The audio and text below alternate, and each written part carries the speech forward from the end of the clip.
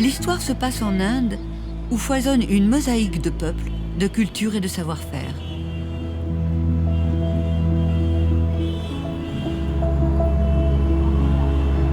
C'est l'histoire d'un homme né à Venise qui, en 1993, quitte du jour au lendemain la France pour le continent indien.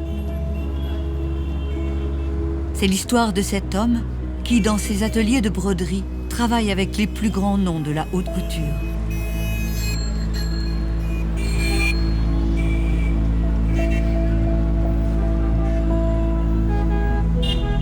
C'est l'histoire de Maximiliano, qui milite avec passion pour donner aux brodeurs une vraie place dans la société indienne.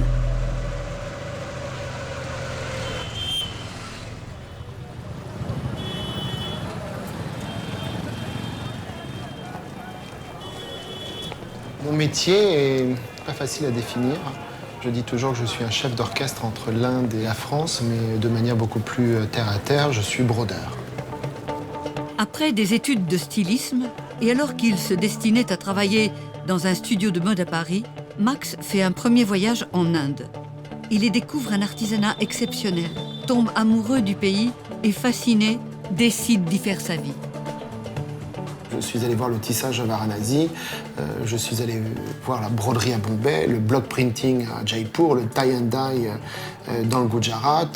Et je me rends compte, finalement, que de tous ces savoir-faire, celui qui est sans limite, c'est vraiment la broderie. Tout d'un coup, la broderie ouvre un champ de possibilités que les autres savoir-faire n'ont pas. En Inde, la broderie a depuis l'Antiquité laissé son empreinte. Chaque région a son écriture. Ses dessins sont aussi variés que la culture indienne. Les brodeurs indiens excellent dans cet art d'appliquer une décoration à travers un fil sur différents supports et élèvent ce savoir-faire à l'apogée de cet art créatif. Si cette activité est assurée par les femmes pour des usages personnels, le métier de brodeur est effectué par des hommes.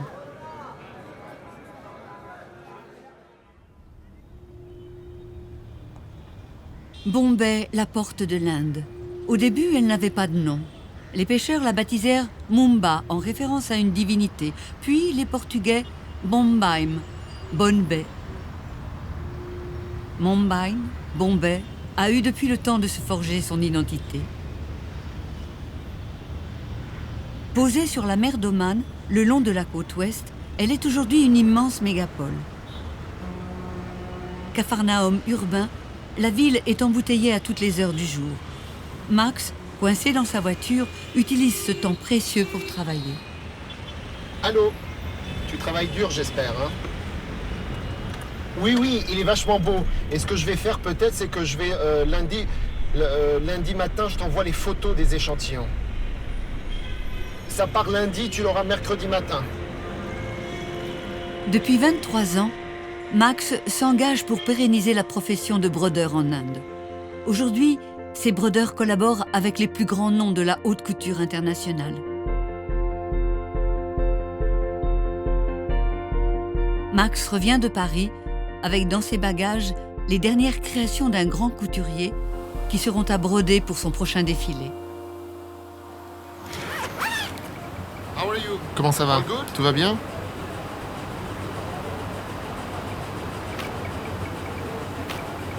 Moïse, celui-ci là-bas. Celui-ci là dans le coin. Cette pièce est urgente. C'est notre priorité numéro 1. On prépare un autre cadre. Celui-là, enlève-le, mets-le là-bas. Celui-ci ferme le cadre sur une partie. On brode des paillettes noires de 3 mm et des micro-baguettes noires ici. Que des micro-baguettes. Dans l'atelier, les hommes travaillent en silence, bercés par le bruit des ventilateurs.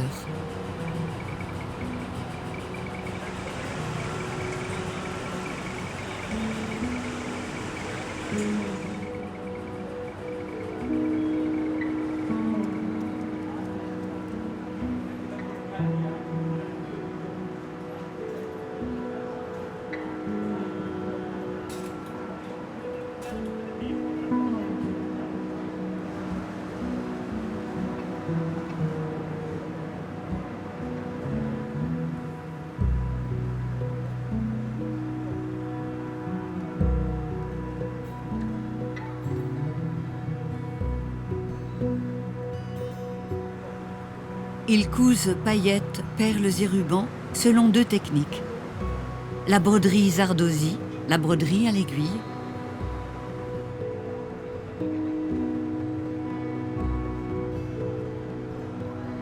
Et la broderie Hari, la broderie au crochet.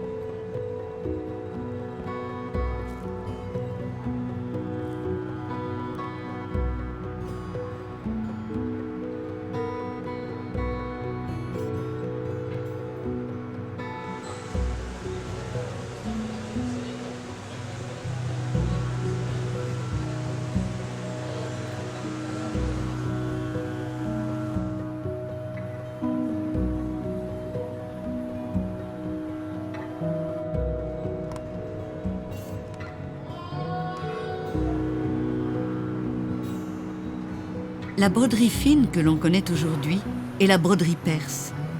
Au XVIIe siècle, son développement est encouragé par les empereurs moghols et c'est sous leur autorité que de nombreux artisans perses se sont installés en Inde.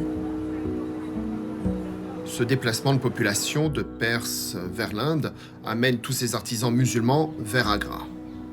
C'est ce qui explique qu'aujourd'hui, la majorité des artisans qu'on peut considérer comme les artisans d'art indiens sont musulmans. 98% des brodeurs que nous employons sont musulmans. Un tout petit pourcentage est hindou.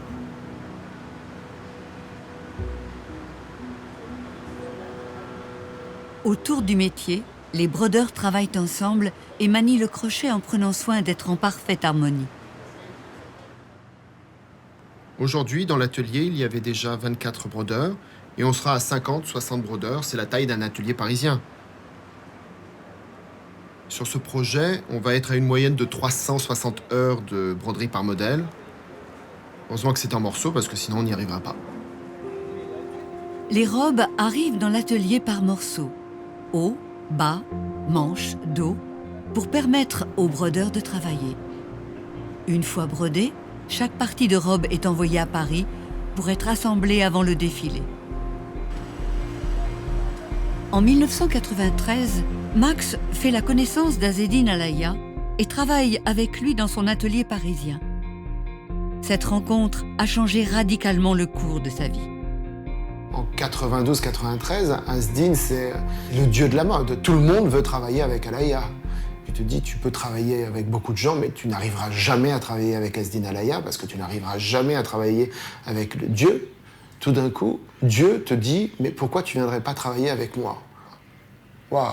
C'est 4 années que je vais partager avec Azzedine, jour et nuit, à travailler, à réfléchir, à comprendre, à créer, à essayer, à défaire, à refaire, à débâtir, à rebâtir, vont être essentiels pour moi, puisque je vais comprendre que finalement, il ne faut pas faire de compromis. Et si tu es capable de tenir un cap, eh bien, tu es capable d'arriver à un territoire qui va être ton territoire.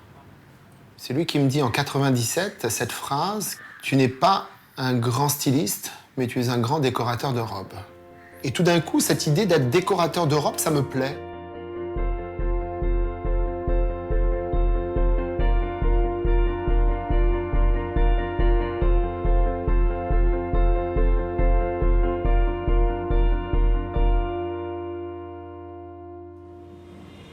Le 1er mars 1998, j'ai pris un aller simple pour Bombay. Depuis une dizaine d'années, la ville de Bombay se transforme de jour en jour. Aujourd'hui, elle est peuplée de plus de 15 millions d'habitants, dont 50 000 brodeurs. La majorité d'entre eux vivent et travaillent dans les 600 ateliers en plein cœur de la ville, dans ce qu'on appelle le quartier musulman. D'ici 5 à 10 ans, les brodeurs seront contraints de quitter la ville, poussés par l'inflation immobilière insoutenable.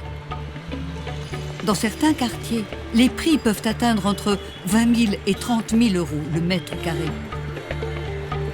À Bombay, 2 mondes cohabitent, mais pour combien de temps?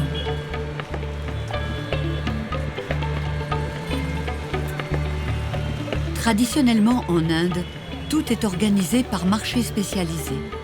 Le marché de Paitani est celui qui alimente tous les ateliers de Bombay. On y trouve de tout, perles, paillettes, rubans, sequins. Max y vient pour s'inspirer de matières nouvelles. C'est ça ce que je cherche. Montrez-moi tout ce que vous avez dans cette teinte.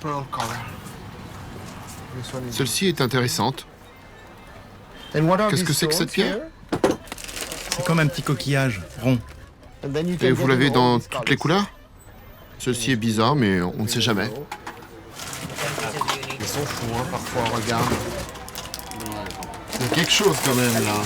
Gimme. Donnez-moi-en 2 comme ça. Je ne sais pas ce que je vais en faire, mais bon. Ce modèle, je l'ai dans plein de teintes si vous voulez. Je sais, vous faites toutes les couleurs. Oui, toutes les couleurs. Je sais pas quoi faire avec, mais c'est pas grave. Pour l'instant, on comprend plus tard ce qu'on peut faire parfois. 25 grammes. 25 grammes. Vous avez préparé l'autre, celui que je vous ai donné? Ah, très bien. Vous l'avez mis de côté. Magnifique. Oh yeah, it's here.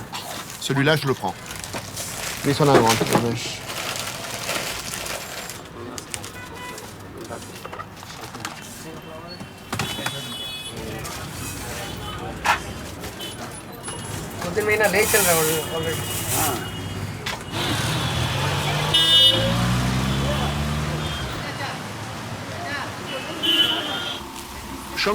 Montrez-moi tout ce qui peut m'intéresser. Vous voulez dans les tons blancs? Oui, oui, montrez-moi. La couleur est bien. On prend 50 grammes. Hein? Chalo. 50 grammes of each. 50 grammes de chaque. Je crois que... Vous voulez voir le caviar? Caviar? Du caviar? Du vrai caviar? Non, non, non, non. If it was real Si c'était du vrai you wouldn't caviar, have to vous sauriez me talk to me. parler. But it's not real. OK, let's see. Voyons ça. En effet, ça ressemble du caviar. La perle de verre est écrasée sur une face. Sauf que ça coûte 200 € les 400 grammes. It's too expensive. C'est très cher, mais je vais en prendre quand même. Oui, quelques noirs, je verrai si je peux en faire quelque chose. C'est cette taille-là ou plus gros? Celle-ci, c'est quelle taille? La taille standard. Alors une taille standard et une plus petite pour le moment. Donnez-moi-en 50 grammes et on verra si on peut l'utiliser. Then we'll see if we can use it.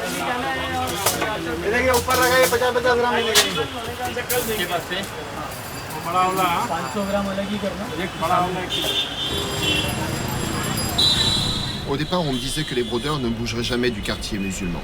Donc c'est la raison pour laquelle j'avais installé le tout premier atelier dans le quartier musulman. Et ensuite, j'ai compris qu'il ne fallait surtout pas écouter ce qu'on me disait et que tout était possible.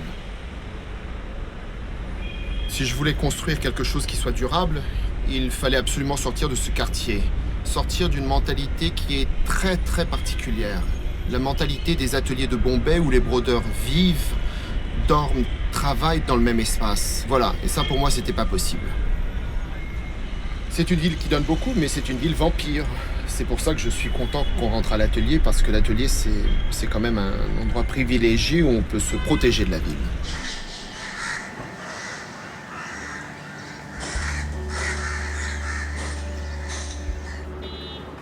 Entouré des gratte-ciel symboles de l'Inde nouvelle, l'atelier est situé à Shakti Mills dans le quartier de Mahalakshmi, en bordure du quartier musulman.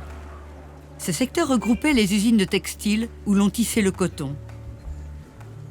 Même si aujourd'hui les brodeurs pratiquent leur art, comme au XVIIIe siècle, leur statut évolue. Il y a une tradition en Inde où l'artisan est payé à la journée. Encore aujourd'hui, dans le quartier musulman, les brodeurs sont payés à la journée, à la semaine. Et en 2005, je décide de complètement casser ce système, de complètement arrêter ce système et mes brodeurs deviennent de vrais employés. Ça n'a pas été facile, puisque même eux ne comprenaient pas finalement qu'est-ce que ça voulait dire que d'être salarié. Être salarié, c'est-à-dire avoir une sécurité sociale, cotiser à une retraite. Tout ça pour eux était très étrange. Il faut savoir que les brodeurs musulmans en majorité n'ont pas de compte bancaire. Donc on leur a ouvert un compte bancaire, on les a en quelque sorte rentrés dans le système. Une majorité d'artisans et de fils d'artisans décident de ne pas continuer. C'est plus simple aujourd'hui d'être chauffeur de taxi à Bombay que d'être brodeur. Il faut absolument pouvoir garantir aux brodeurs une continuité, de façon à ce que dans cette continuité, ils continuent à apprendre, ils continuent à se perfectionner et ils puissent eux-mêmes ensuite devenir entrepreneurs.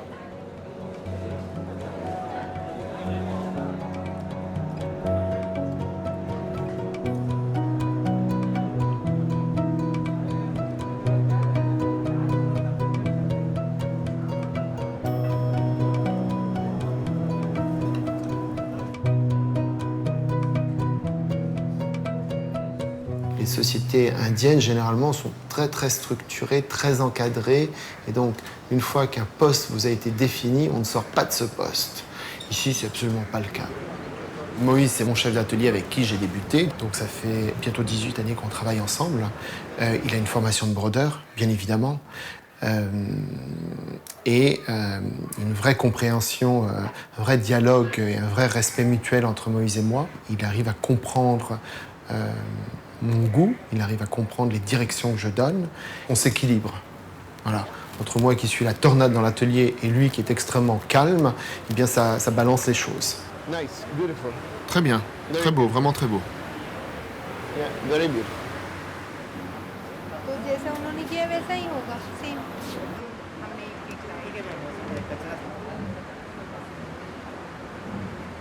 Avantika, c'est ma première collaboratrice. C'est quelqu'un qui a une vraie passion pour la création. Voilà, je peux dire à Avantika de s'asseoir pendant une semaine avec les brodeurs et elle va se mettre à faire des recherches. Donc elle est autant passionnée que moi par le foisonnement des possibilités créatives que la broderie peut donner.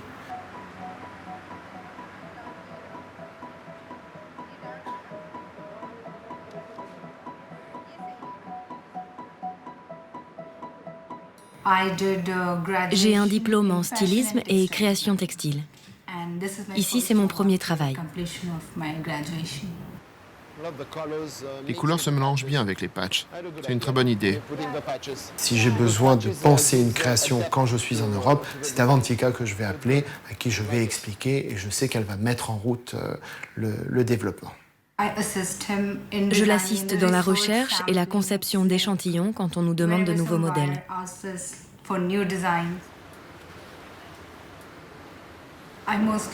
J'aime surtout la recherche. Ça me détend quand je suis stressée ou quand j'ai beaucoup de travail. Si on crée un nouveau modèle, je suis contente.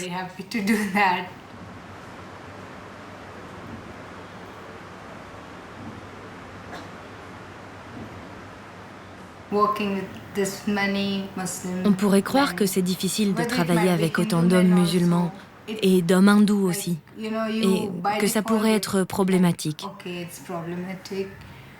Mais je me suis affirmée et je n'ai jamais eu aucun problème jusqu'à présent. Dans l'équipe managériale, on a aussi bien des hindous que des musulmans. Moïse est musulman, elle est hindoue. Et pour moi, ça n'a jamais été un problème d'avoir ce mélange culturel, ce mélange religieux au sein de l'atelier. Tu ne devais pas reprendre dans l'autre sens, commencer par ce côté? À partir d'où? Depuis la jupe. Ça serait mieux puisqu'il n'y aurait pas de raccord. Non, c'est pas pareil. Ça va peut-être prendre plus longtemps que prévu. On peut le faire de bas en haut, mais pas dans l'autre sens. Non seulement cette cohabitation, elle est en paix, mais en plus, cette cohabitation, elle est enrichissante. Le point de vue d'un collaborateur hindou, le point de vue d'un collaborateur musulman, de par leur histoire, est différent. Je vais pouvoir mélanger ce dialogue et ensuite prendre une décision.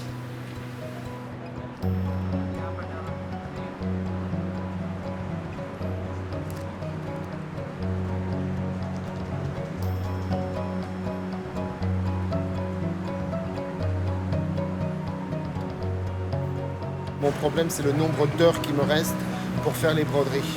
On est en train de calculer. Il faut que je finisse, tu vois ce que je veux dire. Et t'as encore autre chose à m'envoyer ce soir? Ok, d'accord. Il faut arrêter les envois, ça sera plus prêt pour le défilé. D'accord, ok. Ok, parfait. Très bien. Bon. Je te tiens au courant. À plus tard. On est mal, hein. On est mal, il va falloir faire un miracle, je ne sais pas comment on va faire, on va voir.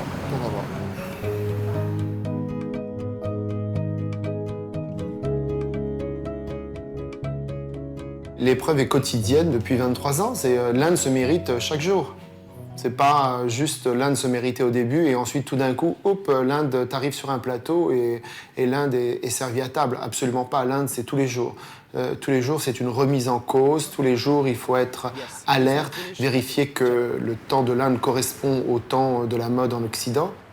On démarre par le blanc avec une première pièce et on sait qu'on a 12 pièces à faire. Le temps indien n'est pas une ligne. Le temps indien, c'est une roue. C'est une roue avec un éternel recommencement. Alors que dans un rythme de mode et dans un rythme de collection, on doit voir quand même les choses de manière beaucoup plus linéaire, puisque nous avons des objectifs à 1 semaine, 2 semaines, 1 mois, 2 mois, 3 mois, 6 mois.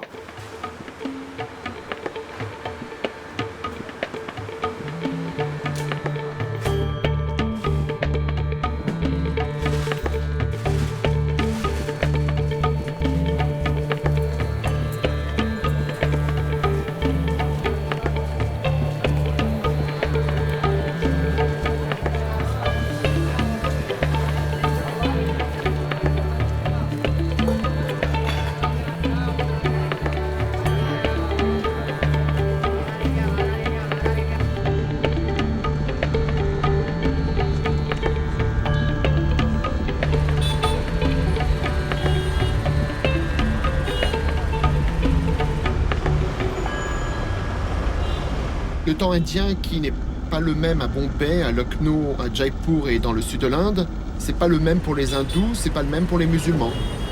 J'ai l'impression parfois, tu sais, que je suis le métronome. Je balance le temps entre l'Inde et l'Occident. Comment vas-tu? Content de te voir. Ça fait vraiment longtemps qu'on s'est pas vu pour ce genre de soirée.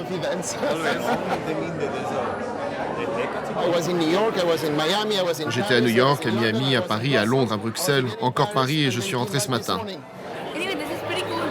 Oui, c'est assez cool. Ça fait longtemps. Ça fait longtemps. Comment vas-tu? Tu voyages trop. Tu n'as pas vu dans ta boule de cristal que je voyageais tout le temps?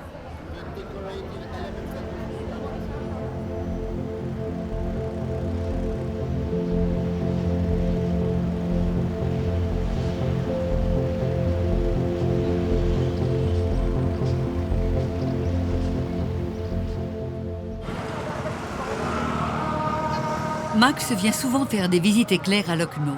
La ville a toujours été un centre de broderie très actif.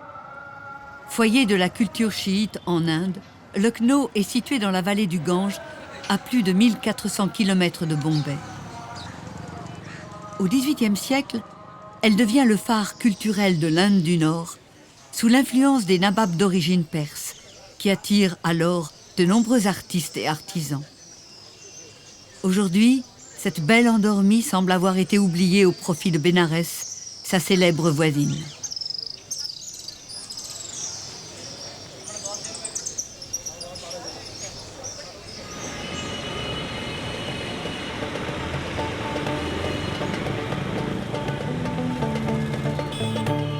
Depuis son arrivée en Inde, Max travaille au quotidien pour faire évoluer le rôle des brodeurs indiens et cherche toujours à replacer ce savoir-faire dans le registre de l'excellence. Les brodeurs sont essentiellement originaires du golfe du Bengale et de l'Uttar Pradesh. Ils se sont déplacés sans leur famille pour aller à Bombay dans les ateliers. C'est le cas de certains brodeurs qui travaillent avec Max. En Inde, l'élément fondamental reste la famille. Le déracinement est une épreuve. Il y a tout juste 1 an, Max a relevé un nouveau défi. Il a ouvert un atelier à Lucknow afin de permettre à 20 de ses brodeurs de rentrer chez eux. C'était un pari risqué pour eux de se dire « Bon, on était installé à Bombay depuis quelques années, on va retourner dans la famille. » Il n'y avait aucune raison pour que si un brodeur pouvait être professionnel à Bombay, il ne le soit pas à Lucknow entouré de sa famille. Et aujourd'hui, le succès de ce projet pilote confirme cette intuition.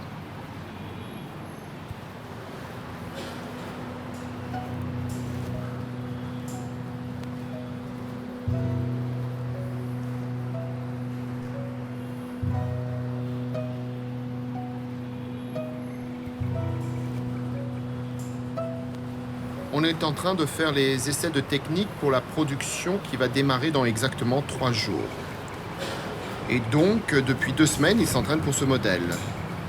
C'est pas que ce soit des paillettes très compliquées, mais c'est un peu comme une portée de musique, il faut que ce soit parfait. Le plus important, c'est enseigner l'exigence. En faisant, défaisant, refaisant, arrêtant, on annule, on recommence.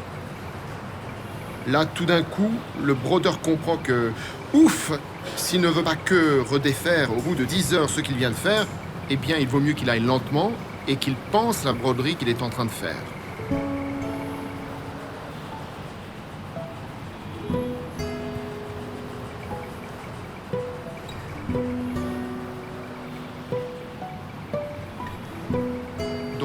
28 000 heures de broderie, 28 200 heures.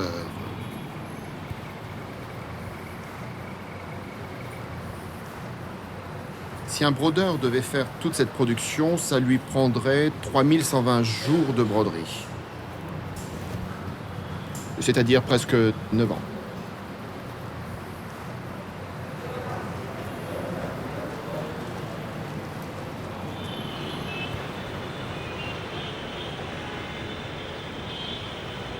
Lorsque son emploi du temps le lui permet, Max aime faire une pause dans l'ancien quartier européen, la Résidence. En 1857, la Résidence a été l'objet d'une guerre impitoyable entre Indiens et Anglais. Des pans de murs portent encore les impacts des balles. L'effervescence de la ville ne semble nullement troubler la quiétude du lieu. Tu pourrais presque entendre la musique qui était jouée dans ces maisons. Tu sens quelle était la vie de ces officiers anglais et de leurs familles dans cette résidence. Et tu sens la lutte qui a eu lieu entre les deux cultures, entre ces Indiens nationalistes de l'époque et ces officiers anglais pour se libérer les uns des autres. Chaque pierre, chaque arbre, chaque moment rappelle un morceau d'Italie. C'est la Via Appia, c'est le Foro Romano à Rome, c'est les petites ruelles de Venise. On est vraiment à la jonction, au carrefour de ma civilisation de naissance et cette civilisation d'adoption.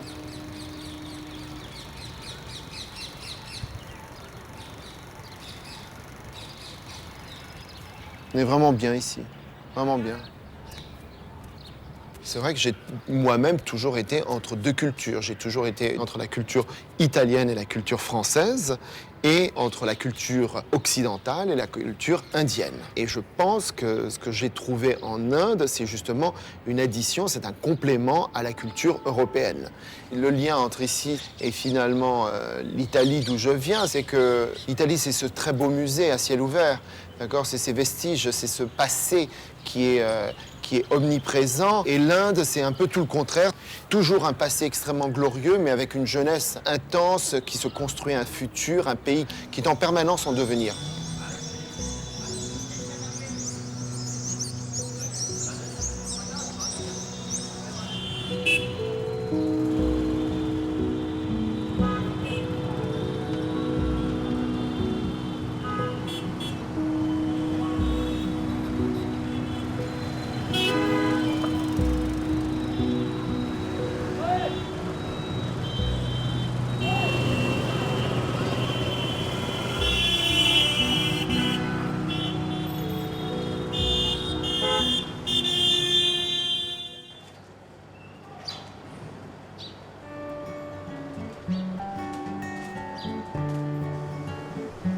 Dans l'atelier de Bombay, les dessinateurs sortis des meilleures écoles de design se concentrent sur leurs tâches.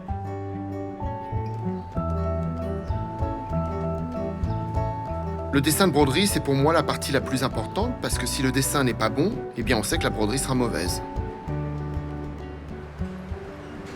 Je pense qu'on va devoir le refaire.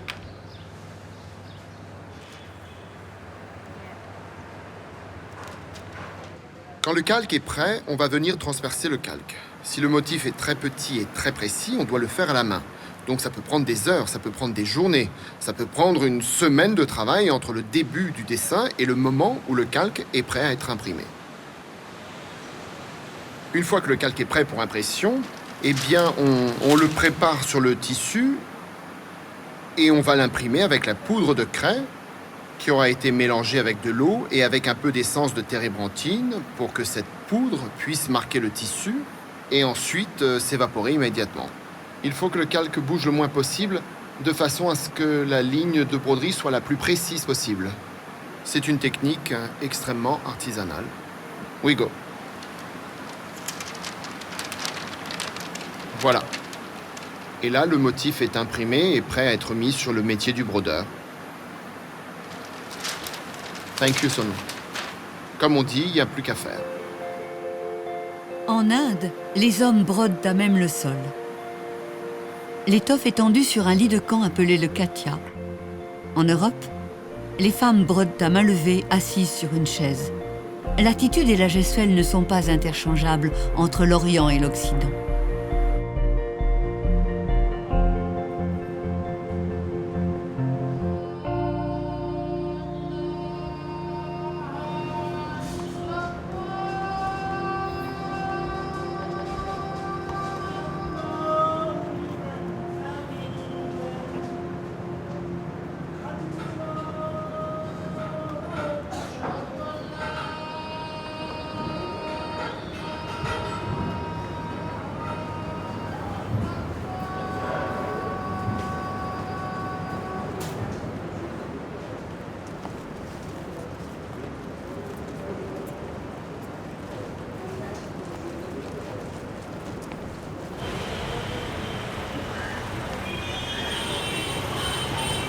Pour mettre au point les échantillons, Avandika se rend chez le teinturier afin d'obtenir la couleur parfaite entre l'étoffe et le fil. C'est tous le même tissu? Oui, c'est tous le même tissu. 1, 2, 3.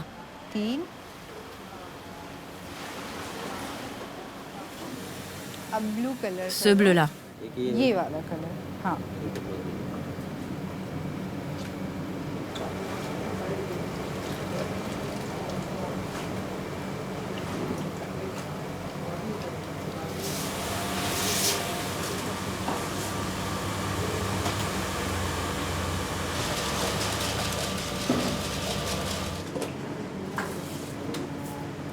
Ça me paraît bien. Les teinturiers peuvent aussi teindre perles et paillettes, mais la couleur ne tient pas. Max n'utilise pas ce savoir-faire car sa broderie nécessite une qualité de perles irréprochable.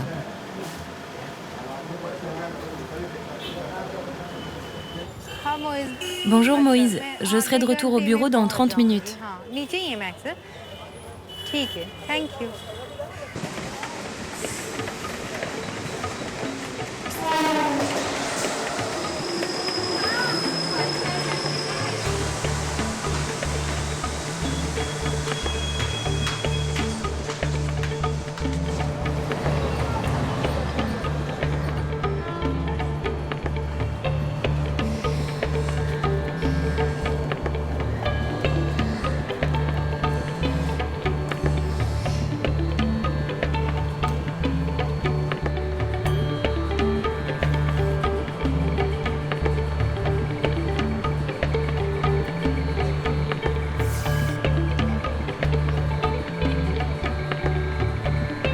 En ce moment, j'ai des envies de motifs beaucoup plus graphiques, beaucoup plus, je dirais, urbains, citadins.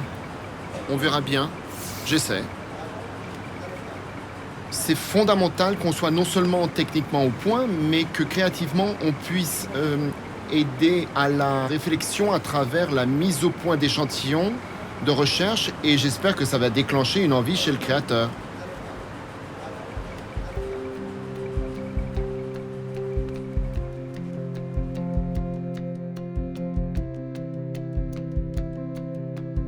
C'est un vrai dialogue.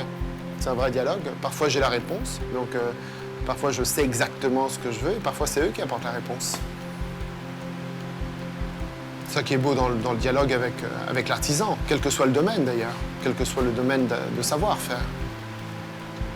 C'est le dialogue entre la création et la main.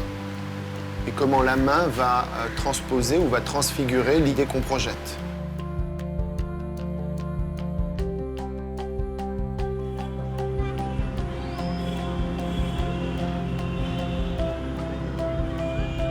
Le parc Oval Meydan est situé entre la mer et l'atelier. Des hectares de pelouse entourés d'immeubles cossus, de la tour de l'horloge et de l'université. C'est l'un des seuls parcs au centre de la ville. Ce parc est le lieu privilégié des manifestations populaires. On y joue au cricket, sport national hérité de la colonisation britannique.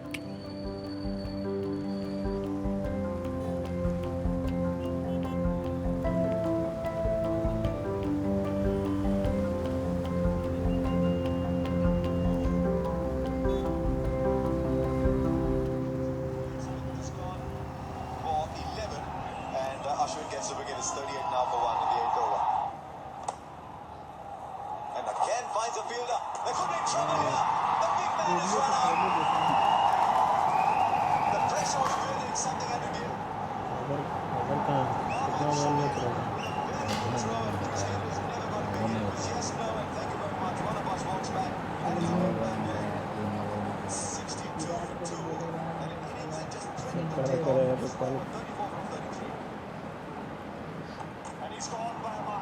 Moïse, Moïse, combien d'heures on a fait?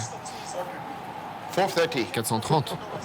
Eh ben, 430 hours. 430 et c'est toujours pas fini. And still going on. Next one will do better. Faut que je sois sûr que ce qui arrive de l'autre côté du monde soit parfait. Bon, là, ce sera pas vraiment parfait parce que l'envers est pas aussi beau que l'endroit. De toute façon, il y a un moment où il faut s'arrêter. Ok. Voilà. Yeah, remove. Voilà, on retire ça Remove all those. et on retire tout ça. C'est prêt, c'est plus une broderie, c'est plus une maille, ça devient une matière à part entière. Ça devient comme une véritable seconde peau. J'ai cru que cette robe noire, on n'y arriverait pas vraiment. Elle est entièrement recouverte de paillettes. Paillettes de 3 mm. Parce qu'évidemment, ça aurait été plus simple avec des paillettes de 5 mm ou de 6 mm, mais le maître a choisi des paillettes de 3 mm. C'est ce qui explique aussi le temps de broderie. 430 heures de broderie en une semaine. Et en plus, le jour de la demi-finale de cricket. Les gens ne se rendent pas compte les sacrifices que font les Indiens. Bablou, ciao. Bablou, arrête. Ils finiront à Paris où on n'a plus le temps.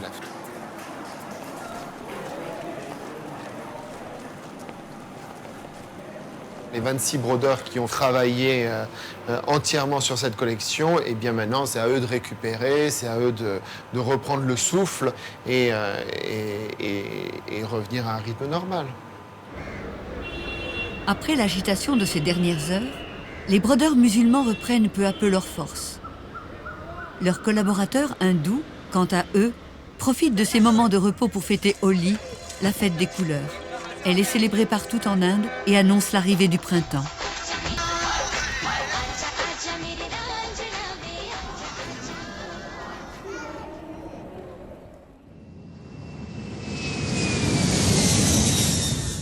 Les premières années de sa présence en Inde, Max a séjourné à Jaipur, capitale de l'État du Rajasthan dans l'Inde du Nord. On la surnomme la ville rose, couleur de l'hospitalité. Jaipur est un important centre artisanal. Ses savoir-faire sont reconnus dans le monde entier. On y trouve de tout, des pierres précieuses au textile.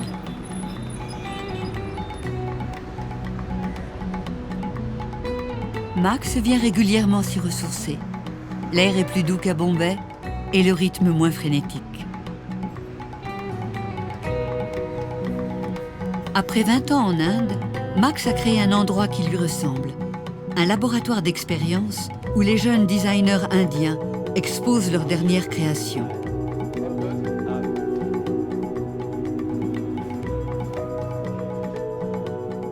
Ce que j'ai voulu faire, c'était d'appliquer un savoir-faire extrêmement traditionnel, qui était la broderie zardozi, sur une matière, elle aussi très traditionnelle, qui était le bois, et de marier les deux alors qu'on n'avait jamais pensé à les marier. L'idée, c'était vraiment de dire, j'aimerais broder du bois, sortir du textile classique et broder d'autres matières qui, a priori, ne peuvent pas être brodées. Il faut absolument pousser artistes, designers, créateurs et artisans à travailler encore plus main dans la main. L'artiste est capable d'avoir une vision et l'artisan, parce que l'artiste va lui transmettre cette vision, va être capable de surpasser le côté technique et va donc trouver la solution pour réaliser cette vision. Voilà pourquoi les deux sont essentiels. C'est vraiment les deux mains d'un même corps. Max soutient les artisans et aussi les artistes. Dans le quartier des sculpteurs, il rend visite à Prashant Pandey, un jeune artiste indien contemporain qui expose sur la scène internationale. Il accueille Max dans l'atelier de sculpture de son père et de son grand-père. So Ça me fait plaisir de te voir. Moi aussi. Comment va la famille? Bien, tout va bien. Et le bébé? Très bien, c'est un vrai coquin.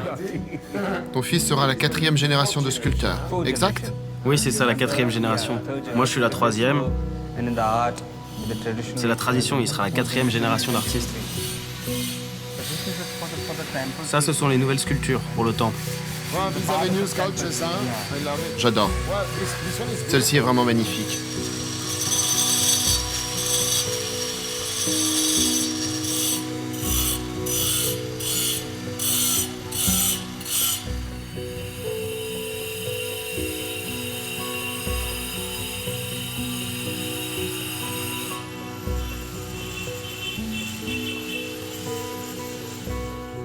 Les créations de Prashant sont présentées dans sa galerie à 2 pas de l'atelier familial.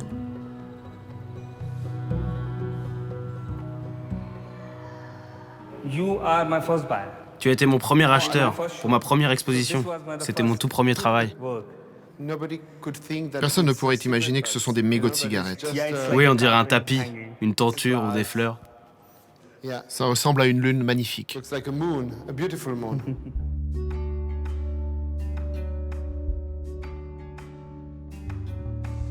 Max soutient les artistes indiens, mais son destin est lié à celui des artisans. Il a toujours milité pour redonner à ces femmes et à ces hommes une réelle confiance en leur savoir-faire.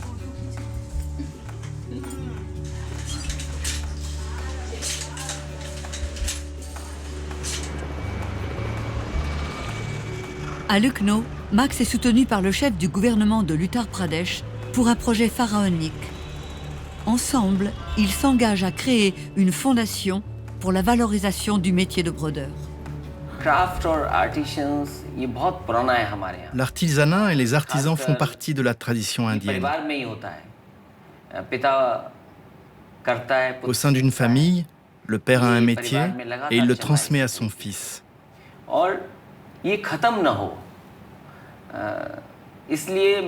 La transmission familiale se perpétue. J'ai envie d'encourager la formation et pour ça, nous devons les accompagner financièrement.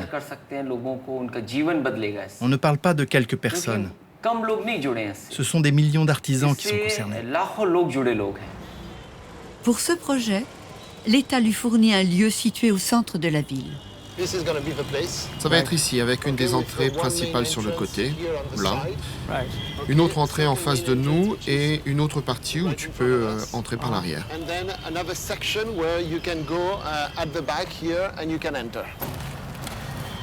Wow.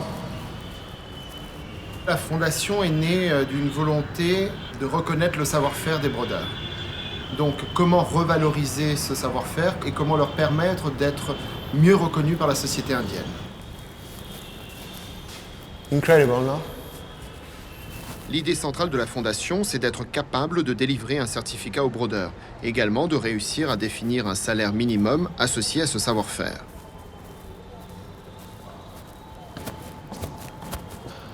Spectacle, non? Look at the beauty. Même si la fondation va former, va éduquer, va délivrer un diplôme à ses brodeurs, il faut absolument que les brodeurs qui passent par l'école, par le centre d'excellence, soient eux-mêmes le relais d'enseignement auprès des brodeurs dans l'Uttar Pradesh. Ici, avec le Chief Minister, on s'est engagé à avoir un impact sur un minimum de 100 000 personnes. Careful, to the door. Si ce savoir-faire n'est pas protégé, soutenu, développé et maintenu à niveau d'excellence, eh bien, il sera perdu à tout jamais.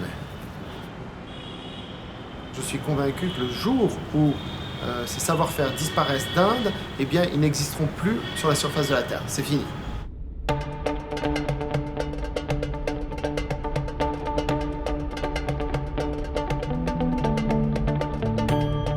De retour à Bombay, Max vient dans le quartier musulman rendre visite à son maître qui lui a appris la broderie. Originaire de Lucknow, Liaquat est considéré comme l'un des brodeurs les plus créatifs de Bombay. Bonjour Liaquat, comment vas-tu? Tout va bien? Tout va bien.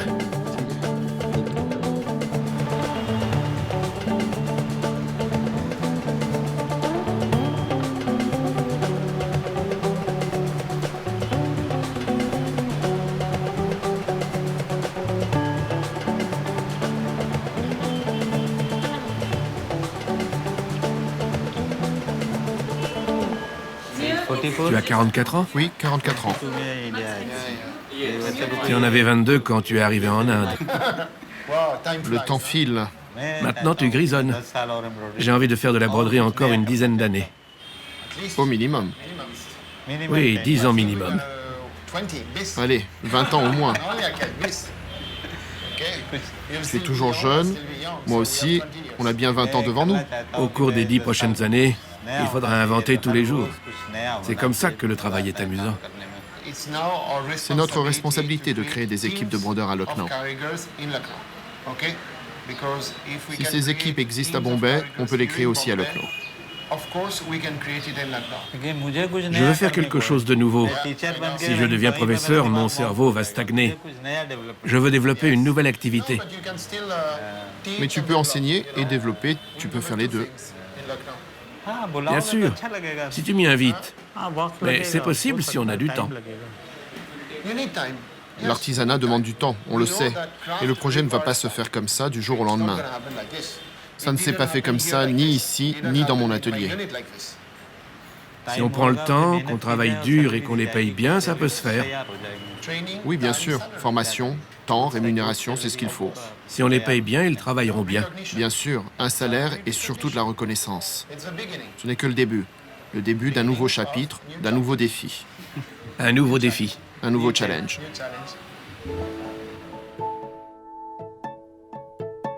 L'acte de broder, c'est le geste qui vient transpercer. Donc tu marques le temps, tu as marqué ton temps. Tu as marqué de ton empreinte quelque chose d'aussi anodin qu'un morceau de tissu. Mais cette empreinte, elle reste et elle ne pourra jamais être enlevée. Elle restera.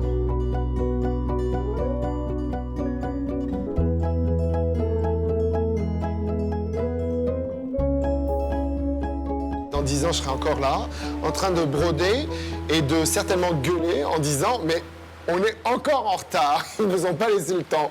Bon, voilà. Bien sûr, dans 10 ans, je serai encore là, dans 10 ans, dans 20 ans, ouais, dans 30 ans, jusqu'au bout. Jusqu'au bout. Ça, jusqu'au bout, ça j'en suis sûr, jusqu'au bout. Avec les brodeurs, nous y arriverons.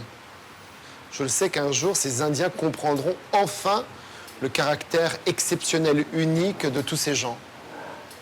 Et mettront en place des moyens de pouvoir non seulement soutenir, mais de faire en sorte que quiconque voudra continuer ce savoir-faire aura les moyens de le continuer, trouvera les ressources et sera payé le juste prix.